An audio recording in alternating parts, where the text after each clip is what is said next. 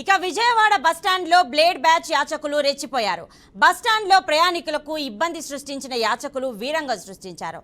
మద్యం తాగిన యాచకులు blade batch బస్టాండ్లోకి బెంచీలను ఆక్రమించుకొని నిద్రించారు. ప్రయాణికులతో ఫిర్యాదు వారికి అక్కడి నుంచి పంపించేందుకు పోలీసులు, ఆర్టీసీ సిబ్బంది చర్యలు చేపట్టారు. ఈ క్రమంలో లేపడానికి ప్రయత్నించగా వారిపై దాడికి దిగారు. దాడి చేసేందుకు ఒక్కసారిగా సుమారు 100 మందికి పైగా దూసుకువచ్చారు. బ్లేడ్లతో దాడికి యత్నించడంతో పోలీసులు, ఆర్టీసీ సిబ్బంది పరుగులు పెట్టారు. ఈ ఘటనలో సాంబయ్య అనే ఆర్టీసీ అవుట్సోర్సింగ్ ఉద్యోగికి గాయాలయ్యాయి. ఈ ఘటనతో ప్రయాణికులు భయభ్రాంతులకు గురయ్యారు.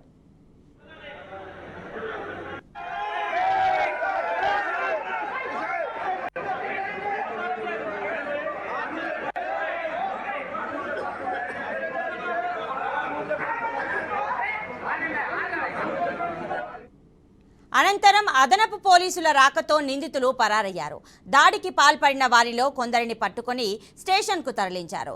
స్టేషన్కి వచ్చిన యాచకులు బ్లేడ్ బ్యాచ్ను రానివ్వకపోవడంతో వారంతా బస్టాండ్కు వస్తున్నారు.